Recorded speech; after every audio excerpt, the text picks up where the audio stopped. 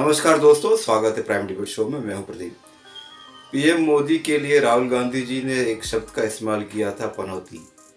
अब इन्हीं राहुल गांधी जी के लिए पीएम मोदी ने भी एक शब्द का इस्तेमाल किया, मूर्खों का सरदार।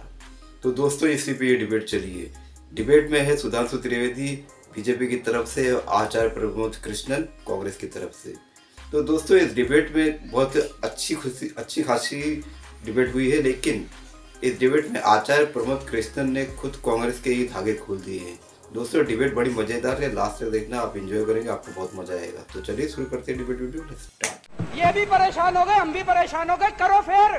प्रधानमंत्री मोदी ने मूर्खों के सरदार की बात बोली। मैं उस विषय पर आता हूं। क्या आपको लगता है क्या ये बिलो द बेल्ट था? क्योंकि कई लोग इस पर सवाल उठा रहे हैं और राहुल गांधी ने मेक इन इंडिया का मजाक उड़ाया। Your take on this Sudhanshu.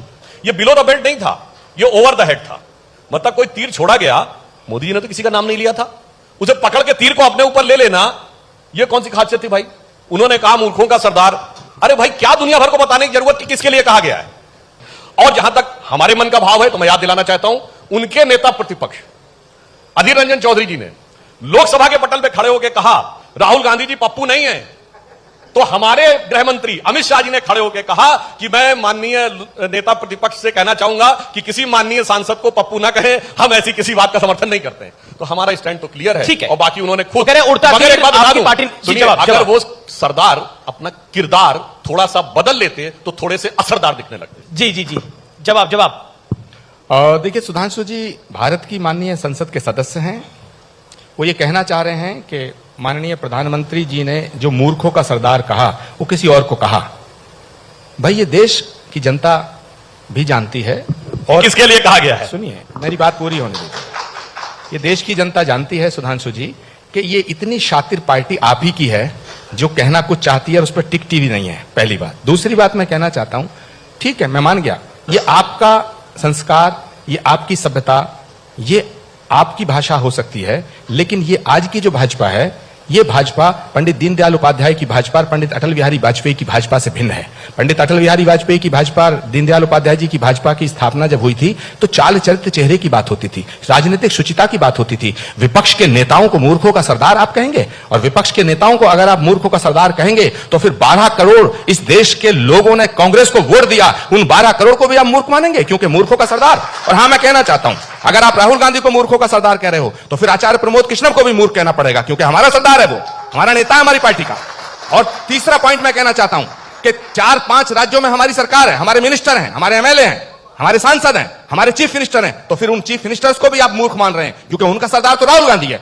और हमारे इस देश के अंदर लगभग 100 सांसद हैं, राज्यसभा में, लोकसभा में, इसका मतलब सारे सांसदों को आप मूर्ख मान रहे हैं। मैं एक बात कहना चाहता हूं सुधांशु जी, जो गलती कर नहीं सकते उन्हें भगवान कहते हैं, जो गलती करके पछताए उसे इंसान कहते हैं, जो गलती पर करे गलती उसे हैवान कहते हैं, और जो गलती करके अड़ जाए उसे शैतान कहते हैं। आपसे गलती हुई है, आप मानिए कि भारत के लोकतंत्र का सौंदर्य यह है कि जिस समय पाकिस्तान के 2 टुकड़े इंदिरा गांधी ने किए तो नेता प्रतिपक्ष, विपक्ष के सबसे बड़े नेता अटल बिहारी वाजपेयी जी ने दुर्गा कहा था। यह भारत का लोकतंत्र है। तो सुधांशु जी, इस लोकतंत्र की मर्यादा को बनाए रखिएगा और नेताओं, विपक्ष के नेताओं का सम्मान करना सीखिएगा। आचार्य जी को मैं इस बात का साधुवाद दूंगा कि अब उन्होंने कोई किंतु परंतु स्कोप नहीं छोड़ा ये बताने के लिए कि मूर्खों का सरदार किसको कहा गया है। मगर मैं पूछना चाहता हूं, अगर वो सरदार है तो खड़गे जी क्या है भाई? भैया, वर्तमान में ना वो पार्टी अध्यक्ष है, ना नेता प्रतिपक्ष है, और ना वो यूपीए पता नहीं है या नहीं, या वो इंडिया गठबंधन गठबंधन। हाँ, वो इंडिया गठबंधन में उसकी श्राद्ध हो गया है, ये मुझे नहीं पता है। तो यूपीए की चेयरपर्सन सोनिया गांधी जी थी, अभी इंडिया गठबंधन को। तो भैया, ना वो यूपीए के चेयरपर्सन है, ना यूपीए के संयोजक हैं, ना इंडिया के संयोजक हैं, ना कांग्रेस के अध्यक्ष हैं, ना कांग्रेस के उपाध्यक्ष हैं, ना कांग्रेस के महामंत्री हैं, ना नेता प्रतिपक्ष हैं, पर सरदार हैं। इसका मतलब बाकी सब किरदार हैं, एक ही सरदार है। यही जो आप लोग चेहरे पे चेहरे लगा के बचने की कोशिश करते वो हो नहीं पाता है। और गलती की बात साहब, गलतियां तो उन्होंने इतनी की कि अब क्या क्या बताया जाए, उस पर तो एक पूरा एक लंबा वो हो जाता है। परंतु मैं कांग्रेस पार्टी से सिर्फ यह कहना चाहूंगा कि थोड़ी समझदारी कांग्रेस पार्टी ने दिखाना शुरू किया है कि अब चुनावों से उनको थोड़ा थोड़ा दूर रखना शुरू किया है। आपने देखा होगा कि चुनावों की उनको पता है, आप जितने भी सर्वेक्षण उठा के देख लीजिए, हमारी पार्टी के पक्ष में जितने मत प्रतिशत दिखाए जाते हैं, मोदी जी की जो रेटिंग है वो उससे ऊपर आती है। यानी हमारा केंद्रीय नेतृत्व जब आएगा तो वो उठाता है, और वहां पर जो आता है वो नीचे। और सुनिए, लेकिन कर्नाटक में कर्नाटक का हुआ, कर्नाटक में बीजेपी को मुंह की खानी पड़ी। कर्नाटक के चुनाव के अंदर जो आपने कहा हम और आगे बढ़ा देते जी। हैं। हमने कर्नाटक का भी चुनाव हारा, हमने हिमाचल का भी चुनाव हारा। जी। ठीक, हम हिमाचल हारे कितने 0.6% से, और कर्नाटक हारे कितने परसेंट से? अपना वोट प्रतिशत ये पूरा बचा के। ये होती है वो हार या जीत जिसे कहते हैं कि राजनीति में चलती है। मगर ये जहां हारे गुजरात, वोट प्रतिशत आधा रह गया और 32 सीटें ऐसी थी जो सन 47 के बाद से आज तक कभी नहीं हारे थे, वो 16 पे आ गए। इसे डिजास्टर कहते हैं। ये जो यूपी में हारे कि लगभग सारी सीटों पर जमानत जब्त हो गई, उसे तबाही कहते हैं। ये जो दिल्ली में हारे लगातार 2 बार, विधानसभा में भी 0 और लोकसभा में 0, उसे तबाही कहते हैं। तो जो इनके साथ होता है वो हार नहीं है, वो तबाही का मंजर है। और मजे की बात मतलब इनके साथ हार हाहाकार है। एक लाइन जी, सर, जी।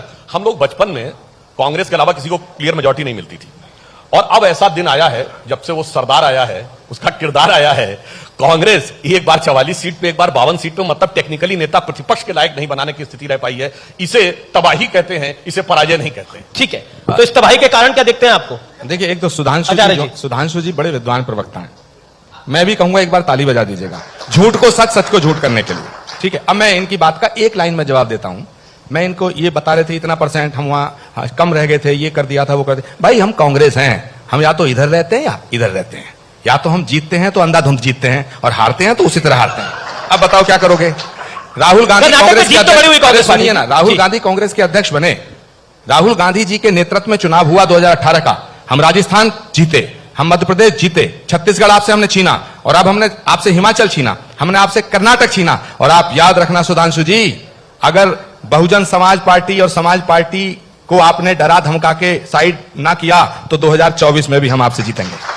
बहुजन समाज पार्टी और समाजवादी पार्टी को डरा कर वैसे एक लाइन बता दें जी, वो बाकी तो अलग है, वो अपनी सीट भी पिछले 2-3 लोकसभा चुनावों से समाजवादी पार्टी उनके खिलाफ नहीं खड़ा करती है, तो वो सपा के रहमो करम पे चुनाव जीत के आते थे। अन्यथा उसका प्रमाण देख लीजिए कि अमेठी संसदीय क्षेत्र में और बसपा, सपा बसपा दोनों, देखिए ना, आ गया ना मामला बिल्कुल ठीक। और इसीलिए आप देखिए उस लोकसभा के अलावा सारी विधानसभा कांग्रेस हारती है, जिला पंचायत, नगर पंचायत सब हारते हैं। मगर एक बात मानना पड़ेगा, उस सरदार की दूरदृष्टि के हम कायल हैं। एक मामले में बुद्धिमानी है, पिछले लोकसभा चुनाव में उन्होंने समझ लिया था कि हम हारने वाले हैं, इतनी दूर की दृष्टि बनाई कि जाके वायनाड पहुंच गए, उसके आगे जा ही नहीं सकते था, समुद्र आ जाता। तो इतनी दूरदृष्टि उन्होंने बनाई, इसके लिए हम उनका सम्मान। वैसे साहब, एक जमाने में बचपन में नारा सुना था, जात पे ना पात पे, इंदिरा जी की बात पे मोहर लगेगी हाथ पे। अब क्या हो गया भाई? आचार्य जी, इंदिरा जी से एक सेकंड, ये बड़ा इंपॉर्टेंट सवाल है। जातीय जनगणना की बात कांग्रेस पार्टी कर रही है, जिसका नारा था जात पे ना बात पे मोहर लगे कि हाथ पे। इंदिरा गांधी से राहुल गांधी तक का सफर ऐसा क्यों हो गया? क्योंकि एक तरफ हम बात कहते हैं समाज में जात पात नहीं रहनी चाहिए, दूसरी तरफ पूरा विपक्षी गठबंधन जातीय जनगणना की वकालत कर रहा है और कह रहा है कि होना चाहिए। देखिए, इसमें मैं भाजपा और विपक्षी गठबंधन दोनों से मेरी राय अलग है। क्या राय है आपकी? मैं ये मानता हूं कि ये व्यक्तिगत राय है, कांग्रेस की राय है। अब ये तो मेरी पार्टी फैसला करेगी ना, आप थोड़ी फैसला करोगे कि मेरी राय को व्यक्तिगत मानेंगे। लेकिन मेरी राय, व्यक्तिगत राय रखने की बहुत लंबी परंपरा हमारी पार्टी है जिसमें आंतरिक लोकतंत्र है, इनर डेमोक्रेसी है। हमारी पार्टी बसपा जैसी पार्टी थोड़ी है जो मलूक जी कुछ बोल देंगे तो कल को चिट्ठी आ जाएगी। हमारी पार्टी नहीं है ऐसी। हमारी पार्टी में तो राहुल गांधी जी ने सेंट्रल इलेक्शन कमेटी की बैठक में कहा, एक मिनिस्टर को यहाँ के राजस्थान के कहा कि सबसे बड़े भ्रष्ट हैं, इनका टिकट काटना चाहिए, इनका टिकट काट दिया। लेकिन अशोक जी की जादूगरी देखो, उन्हीं का टिकट ले आए हैं। तो ये कांग्रेस है साहब, ये महान पार्टी है हमारी। इसलिए मैं आपको, हाँ, ये मानता है कांग्रेस की इनर डेमोक्रेसी है। भारतीय जनता पार्टी बातों में बड़ी पोल खोलते हैं कांग्रेस। अरे पोल को सच कहना, राजनीति में होने का मतलब यह है कि झूठ ही बोलो, ये कोई बात है? नहीं, ताली बजाओ या मत बजाओ, लेकिन मैं सच बोलूंगा। लेकिन सुनिए, अब वो कौन सा भ्रष्ट मंत्री था जिसकी टिकट लेकर आए हैं? वो लंबा विषय सब जानते हैं राजस्थान में, छोड़िए ना, नाम लेने से क्यों प्रताप जी बैठे हमारे यहाँ, जरा तालियां बजाओ, हमारे कैबिनेट मिनिस्टर। अरे साहब, खाचरियावास बैठे। राज की बात कह दूं तो जाने महफिल में फिर क्या हो, इशारों को अगर समझो, राज को राज रहने दो। मैं सुधांशु जी, जो प्रियंका जी ने सलमान खान की एक फिल्म का नाम ले लिया और प्रधानमंत्री के बारे में टिप्पणी करी, आपकी राय?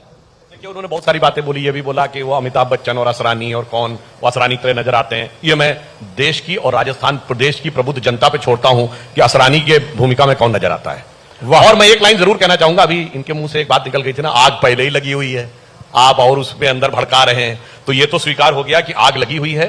मगर स्वीकार करेंगे, मगर सुनिए, अखिलेश जी और कमलनाथ जी के बयान बता रहे हैं आग लगी हुई है। स्थिति यह है कि आग लगी है और कागज के कपड़े पहन के चल रहे हैं। तो इनके लिए मैं कहना चाहूंगा कि कागज का है लिबास, चिरागों का शहर है, चलना संभल संभल के, चूंकि तुम नशे में हो। आचार्य जी देखिए, सवाल अभी सुधांशु जी की बातों में कितना बड़ा कॉन्ट्रडिक्शन है। अभी जब वो मूर्खों के सरदार वाली बात आई तो कितना बच के चल रहे थे, क्योंकि जख्म हमारी छाती पे लगा था। अब प्रियंका जी के जरा सा एक हल्का सा तीर भी नहीं सहा गया, उस पर भी तड़प गए। मेरे भाई, आप हमें सम्मान दो, हम आपको सम्मान देंगे। और जहां तक रहा 2024 की बात, तो मैं बसपा से भी कहना चाहता हूं, सपा से भी कहना चाहता हूं। मलूक जी कह रहे हैं कि हमें सम्मान दो, भैया बिल्कुल सम्मान दे रहे हैं हम। अखिलेश जी को श्री श्री 1008 श्री अखिलेश यादव कहने को तैयार है। ठीक है, तो कमलनाथ जी से कहो माफी मांग ले, अरे स्टेज पे साहब, आकर के भारत के देश अरे भाई, कमलनाथ जी मेरे कहने से माफी माफी थोड़ी मांगेंगे, वो तो पता नहीं भगवान जाने किसके कहने से माफी मांगेंगे। लेकिन मेरा निवेदन ये है, और मैं सबसे कहना चाहता हूं कि गैर परों पर उड़ने वालों की हद होती दीवारों तक, आसमान तक वो उड़ते हैं जिनके अपने पर होते हैं। सुधांशु जी, तो मैदान मोर्चा बराबर कांग्रेस लगे। को अपने पर निकालने की जरूरत है, गैरों के परों पर, यानी आपके ऊपर भरोसा नहीं कर सकते। देखिए, इन्होंने जो कहा तो मैं भी एक सुना देना चाहता हूं।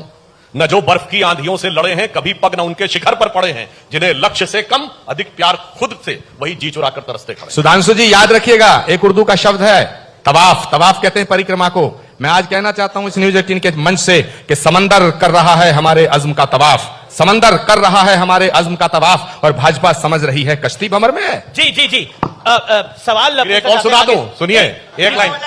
अरे सुनिए भाई, ये जिस स्टाइल में चल रहे हैं, इन्होंने स्टाइल ही नहीं बदला 50 साल से। कश्ती पे इन्होंने कहा, तो इनके लिए कहना चाहता हूं, कश्ती भी नहीं बदली, दरिया भी नहीं बदला, पर इन डूबने वालों का जज्बा भी नहीं बदला है। शौक सफर ऐसा, एक उम्र हुई हमने, मंजिल भी नहीं पाई, रास्ता भी नहीं बदला। एक और सुनिए, जज्बे शौक के शहादत को क्या कीजिए, ये हमारा शौक है। तुमने शौक की बात कही, जज्बे शौक के शहादत को क्या कीजिए। आज हमने हथेली पे सर ले लिया, और कत्ल होने से हम डरे किस लिए, कातिलों के मोहल्ले में गड़ ले लिया। अरे ये इनके लिए बिल्कुल सही है, कत्ल होने से कब तक डरे, कातिलों के मोहल्ले में। मीटिंग करता है तू।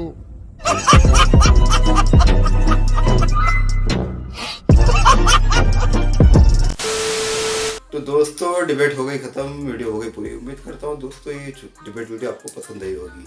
अगर ऐसी डिबेट वीडियो आपको देखना पसंद है तो चैनल को सब्सक्राइब करके जरूर जाना। मिलता हूँ आपसे अगली वीडियो में, तब तक के लिए जय हिंद, वंदे मातरम।